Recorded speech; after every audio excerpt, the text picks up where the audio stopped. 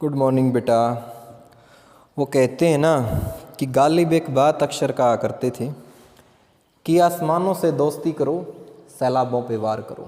कि आसमानों से दोस्ती करो, सैलाबों पे वार करो और मल्लाहों का चक्कर छोड़ो, तैर के दरिया पार करो। कि फूलों की दुकानें खोलो, खुशबू का व्यापार करो और किसी की रिस्पेक्ट करना अगर गुनाह है तो ये गुनाह एक बार नहीं 100 बार करो। तो नमस्कार बेटा, क्लास 11 से ये फर्स्ट लेक्चर है हमारा यूट्यूब के ऊपर और चैप्टर है हमारा फर्स्ट सेट थ्योरी। ठीक है, इससे पहले +1 का हमने कोई भी वीडियो नहीं बनाई है, तो पहला चैप्टर है हमारा सेट थ्योरी। उसी से आज हम स्टार्ट करने जा रहे हैं एक्सरसाइज 1.1। तो एक्सरसाइज 1.1 करने से पहले सेट थ्योरी में कुछ डेफिनेशंस हैं, कुछ रूल्स हैं, वो आप अच्छे से समझ लें, फिर ये चैप्टर आपको अच्छे से समझ में आ जाएगा। तो सबसे पहले सेट थ्योरी। अब क्वेश्चन ये है कि सेट थ्योरी चैप्टर है क्या, ये आया कहाँ से है। ठीक है ना, सेट थ्योरी बेटा जो आपका कैलकुलस होता है ना, मैथ, उससे थोड़ा सा हटके एक अलग टॉपिक होता है जिसकी खोज की थी बेटा जॉर्ज कैंटर ने। किसने की थी? जॉर्ज कैंटर ने। ठीक है ना, यानी कि सबसे पहले सेट थ्योरी की डेफिनेशन इसी ने दी थी। किसने? जॉर्ज कैंटर ने दी थी। यानी कि इसमें करना क्या होता है कि जैसे हमने नंबर ऑफ ऑब्जेक्ट्स को एक सेट में बांध देना होता है। ठीक है, जैसे हम फॉर एग्जांपल ये कहें सेट ऑफ 11th क्लास, ठीक है ना, 11th क्लास के बच्चों का सेट हो गया। Set of 11th class girls, उनका सेट हो गया। ठीक है ना, set of 11th class girls obtain marks less than 20, जिन्होंने 20 से कम मार्क्स प्राप्त किए हैं। ठीक है ना, तो सेट थ्योरी है ना एक तरह से बेटा पार्ट है आपका स्टैटिस्टिक्स का। जो स्टैटिस्टिक्स आपने 10th में कर रखा है ना, 9th में कर रखा है, उन्हीं में से ही एक पार्ट है। मैं माफ़ी चाहूँगा, थोड़ा शोर शराबा हो रहा है साइड में, क्योंकि हमारा सेंटर है ना बेटा ये बिल्कुल ऑन रोड के ऊपर है, तो कोई दिक्कत नहीं है। जब भी थोड़ा ज़्यादा शोर शराबा होगा ना, मैं 2 मिनट रुक के आगे फिर कंटिन्यूस करूँगा। आप ज़्यादा डिस्टर्ब मत होना वीडियो में कि हमेशा ही शोर आएगा, क्योंकि ऑन रोड के ऊपर सेंटर है तो थोड़ी ही मिस्टेक हो जाती है।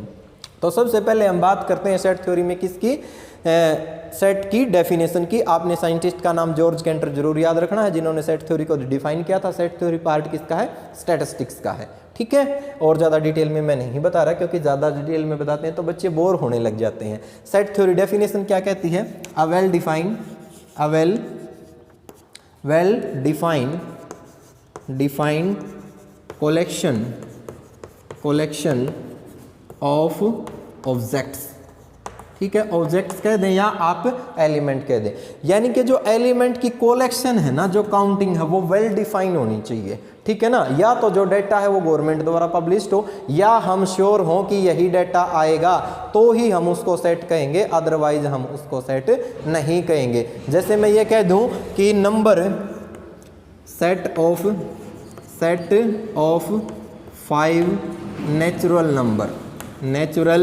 नंबर, पहले 5 नेचुरल नंबर का सेट, फर्स्ट 5 नेचुरल नंबर, तो क्या हो गया? 1 2 3 4 5 मीन्स सभी का यही होगा, क्योंकि पहले 5 नेचुरल नंबर कौन से हैं? 1 से स्टार्ट होंगे और 5 से खत्म होंगे, किसी का भी अलग जवाब नहीं होगा। तो इसका मतलब क्या है? ये सेट है।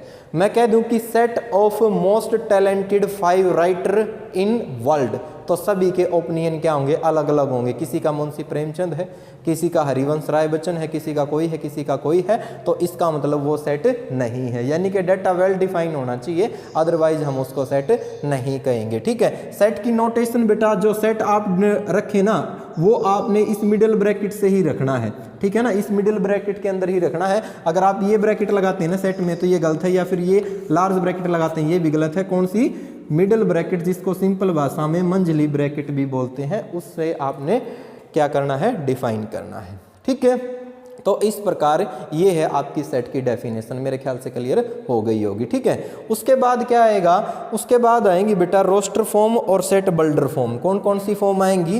रोस्टर फॉर्म और set builder form. Roster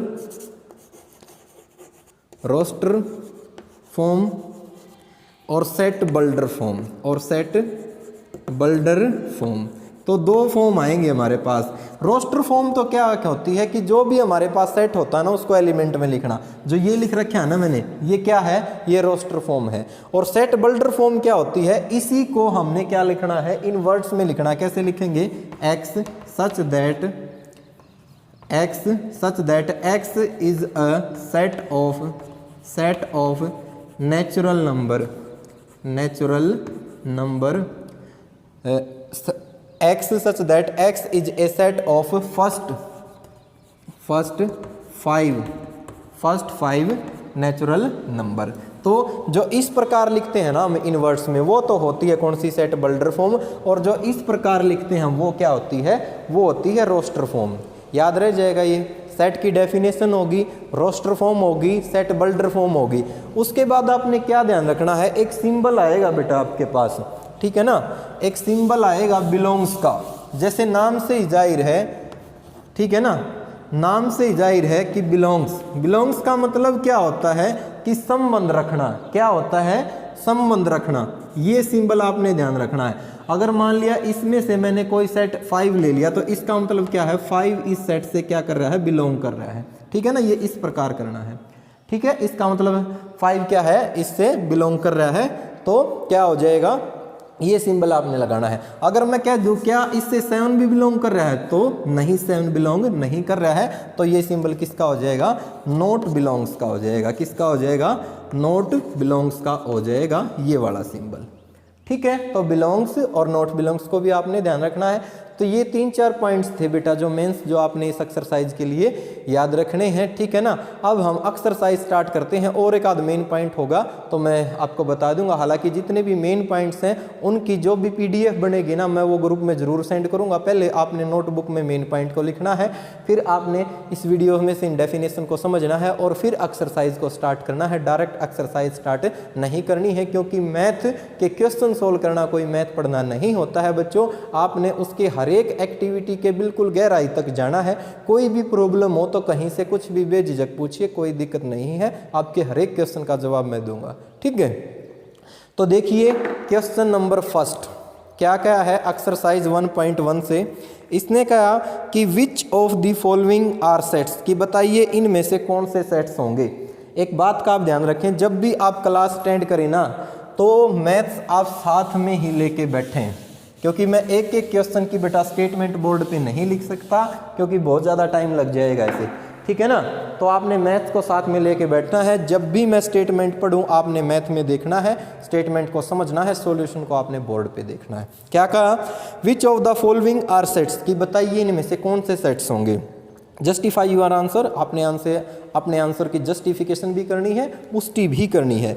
the collection of all months of a year beginning with letter J January, J July, और जे से जून भी आता है जुलाई से पहले, तो सारे के सारे के जवाब जो है सभी बच्चों के सेम जवाब होंगे। तो इसका मतलब क्या है, ये सेट है, क्योंकि कलेक्शन क्या है, वेल डिफाइन है, किसी का भी अलग जवाब नहीं है, ठीक है। Next, the collection of 10 most talented writer of India, अगर डेटा गवर्नमेंट के द्वारा पब्लिश्ड हो तो इसका मतलब क्या है, सेट है, अदरवाइज क्या है, ये सेट नहीं है, क्योंकि सभी के ओपिनियन क्या होंगे, अलग अलग होंगे, सभी की राय अलग अलग होगी। Third, A team of 11 best cricket batsman of the world, not a set, क्योंकि वेल डिफाइंड नहीं है। The collection of all boys in your class, आपकी क्लास के कलेक्शन और किसका, बॉयज का, वेल डिफाइन है, सभी का आंसर सेम होगा, ठीक है।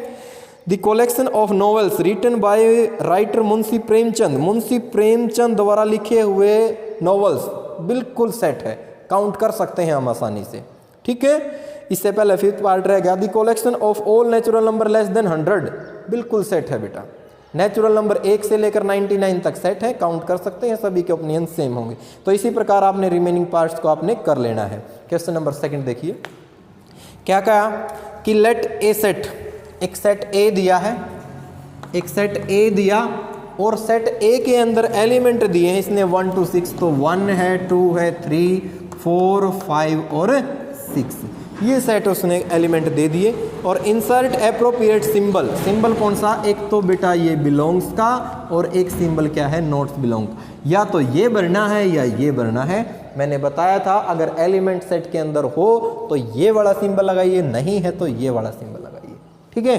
तो देखो क्या कहा इसने कहा 5, और फिर इसने ये डॉट डॉट डॉट ये लगा दिए, तो 5 तो बिलोंग कर रहे हैं ना सेट ए के अंदर, तो इसका मतलब सिंबल कौन सा आ जाएगा, ये आ जाएगा। फर्स्ट पार्ट का ये आंसर हो गया। सेकंड पार्ट, क्या क्या सेकंड पार्ट में 8। अब 8 तो जो है सेट के अंदर है ही नहीं ना, तो इसलिए ये वाला सिंबल आ जाए। तो कर लेंगे ना, तो इस तरीके से आपने कर लेने हैं सारे के सारे पार्ट, 6 पार्ट आसानी से आप कर लेंगे। क्वेश्चन नंबर 3, इसने कहा write the following set in roster form. Roster form में मैंने बताया था डिजिट में लिखना है। First part A equal to X such that X is integer, X integer और -3 से तो ग्रेटर है, एक्स और लेस देन किससे है 7 से। -3 से ग्रेटर -2 -1 0 1 2 3 4 5 और 6, ये हमारे पास क्या हो गया सेट हो गया। क्या हो गया सेट हो गया, क्योंकि x क्या -3 से बड़ा -2 -1 0 1 2 3 4 5 6, तो यही आएंगे सारे के सारे। 7 से छोटा 7 आएगा नहीं, और क्योंकि इंटीजर है तो कंप्लीट एक नंबर आएगा, पॉइंटों वाले नंबर आएंगे नहीं इंटीजर में। तो कर लेंगे ना। इसी प्रकार सेकंड पार्ट कर लेना है, थर्ड कर लेना है, फोर्थ कर लेना है, फिफ्थ थोड़ा सा अलग है। वर्ड दिया इसने ट्रिग्नोमेट्री, क्या दे दिया वर्ड दे दिया ट्रिग्नोमेट्री, ठीक है, क्या दे दिया ट्रिग्नोमेट्री, ठीक है। तो ध्यान दे, जब इस प्रकार का आपने सेट बनाना हो ना, नोटेशन लगाइए T, R, I, G, O, N, O दोबारा आ गया, दोबारा लिखने की जरूरत नहीं है। M, E नहीं आया है तो E को लिखिए, कोमा लगाते जाइए। T पहले आ लिया, दोबारा लिखने की जरूरत नहीं। R पहले आ लिया, दोबारा लिखने की जरूरत नहीं। और कौन सा लिखना है Y। ये हमारे पास क्या हो गया सेट हो गया इसका, ठीक है। तो इस प्रकार आपने कर लेना है क्वेश्चन नंबर 3 का कौन सा फिफ्थ पार्ट, और इसी प्रकार आप क्वेश्चन नंबर 3 से फोर्थ पार्ट भी कर सकते हैं बच्चों। तो एक्सरसाइज 1.1 से क्वेश्चन नंबर 3 कर लिए, और मिनट कितनी लगी हैं, सिर्फ मिनट लगी हैं 5 से 6, ठीक है।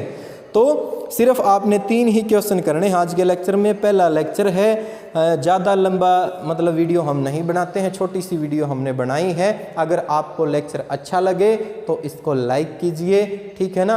अगर अच्छा नहीं लगता है तो डिसलाइक भी कर सकते हैं, ठीक है ना। तो इस प्रकार आपने कर लेनी है। एक्सरसाइज 1.1 से क्वेश्चन नंबर 3 तक हमने करवाया है। आपने सेट की definition, set roster form, set builder form और बिलोंग्स का सिंबल क्या होता है ये आपने ध्यान रखना है। सेट की डेफिनेशन का आपने ध्यान रखना है। सेट थ्योरी किसने दी है, जॉर्ज कैंटर ने दी है। तो जॉर्ज कैंटर की भी थ्योरी आपने बहुत ज़्यादा पढ़नी है, क्योंकि बहुत ज़्यादा मेहनत की है उसने ये थ्योरी देने के लिए। सेट थ्योरी पार्ट किसका है, स्टैटिस्टिक्स का ही एक पार्ट है। तो आज के लेक्चर में बस इतना ही। तो मिलते हैं बेटा एक नए लेक्चर में, तब तक के लिए जय हिंद।